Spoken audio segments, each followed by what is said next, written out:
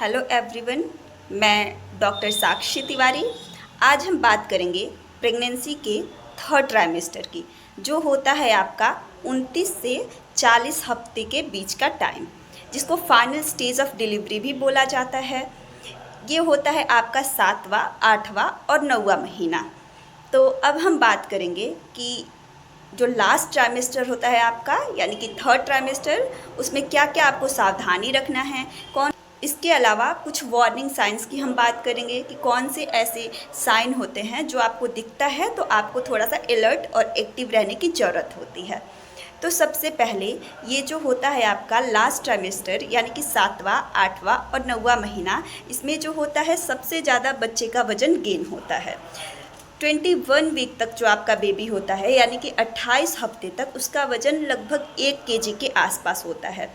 7वें, 8वें और 9वें महीने में ही सबसे ज़्यादा बेबी का वज़न जो होता है वो गेन होता है। डिलीवरी के टाइम तक बच्चे का जो वज़न होता है, आइडियल वेट, वो लगभग 2.5 से लेकर के 4 केजी के बीच हो सकता है। इसके अलावा जो डिलीवरी के टाइम में बच्चे का लेंथ होता है वो 50 सेंटीमीटर के आसपास हो सकता है। अब हम बात करते हैं कि लास्ट 3 महीने में आपको कौन कौन से साइन एंड सिम्टम्स हो सकते हैं। तो सबसे पहले जो होता है, पेट के निचले हिस्से में दर्द रहना, आपको एब्डोमिनल क्रैम्प्स हो सकता है। इसके अलावा आपको कई बार कॉन्स्टिपेशन ज़्यादा देखने को मिलता है, साथ ही साथ जलन रहना, डकार आना, ये सब आपको साइन एंड सिम्टम्स दिखते हैं। इसके अलावा कई बार आपको लोअर बैक एक भी होता है, यानी कि कमर के निचले हिस्से में दर्द होना। साथ ही साथ जैसे स्टार्टिंग के मंथ में आपने देखा होगा फर्स्ट ट्राइमेस्टर में कि यूरिन बार बार पास होता है, तो ऐसे ही लास्ट ट्राइमेस्टर में भी फ्रीक्वेंट यूरिनेशन होने लगता है। जब आपके यूरिनरी ब्लैडर पे प्रेशर पड़ता है तो बार बार यूरिन आपको पास होने लगता है। आपको बच्चे के मूवमेंट का स्पेशली ध्यान रखना होता है। मेनली जो एमनियोटिक फ्लूइड होता है वो लास्ट के ट्राइमेस्टर में धीरे धीरे करके कम होने लगता है, जिसकी वजह से बच्चे का कई बार ग्रोथ जो होता है वो भी रुक जाता है, साथ ही साथ मोमेंट जो होता है वो भी लेस आपको फील होता है।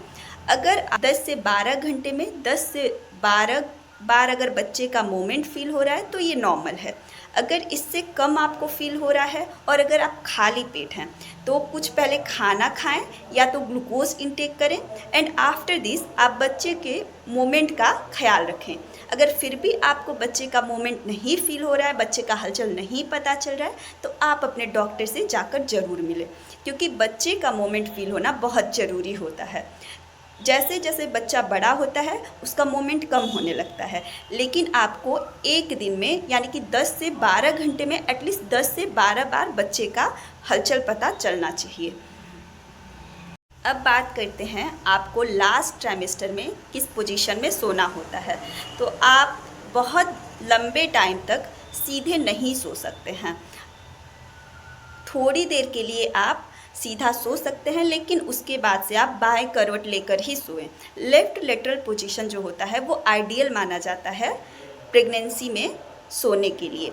इसके अलावा अगर आपको पैरों में सूजन हो रहा है तो आप पिलो का यूज़ कर सकते हैं, अपने कमर के निचले हिस्से में पिलो लगाएं। साथ ही साथ बहुत ज़्यादा देर तक अपने पैरों को नीचे लटका करके नहीं रखें, क्योंकि बच्चा जब बड़ा होता है तो यूट्रस जो होता है वो ऊपर की तरफ आता है, जिसकी वजह से पैरों पे भी प्रेशर पड़ता है।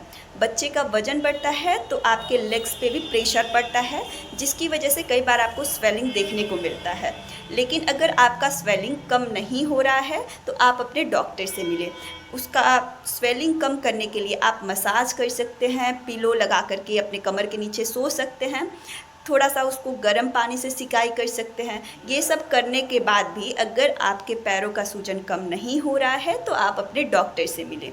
कई बार ये वार्निंग साइन भी होता है, एचबी कम होने की भी वजह से होता है, हाइपरटेंशन की कंडीशन में भी होता है। तो अगर आपका स्वेलिंग ये सब करने के बाद भी कम नहीं हो रहा है तो आप अपने डॉक्टर से मिलें।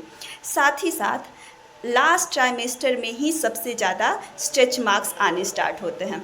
कई बार आपको एब्डोमेन के ऊपर दिखता है, पेट के ऊपर, साथ ही साथ कई बार आपके ब्रेस्ट के पास दिखता है स्ट्रेच मार्क्स। इसके अलावा जांघों में दिखता है।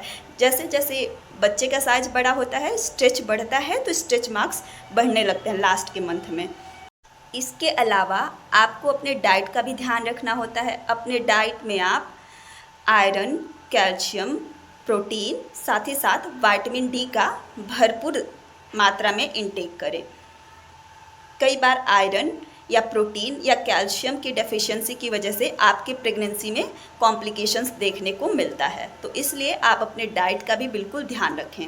इसके अलावा लास्ट ट्राइमेस्टर में आप कुछ एक्सरसाइज भी कर सकते हैं, जैसे कि आपको स्क्वैटिंग पोजीशन में रहना है।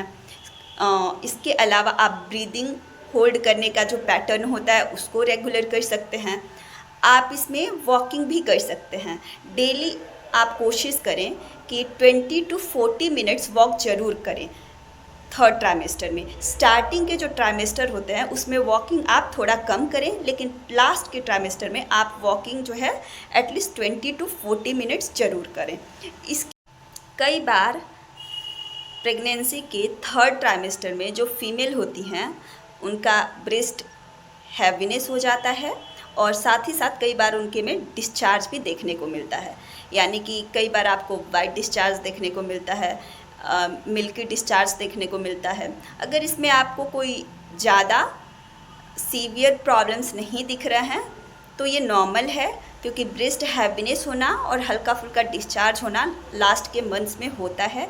लेकिन अगर कुछ आपको दिक्कत लगे तो आप अपने डॉक्टर से मिलें।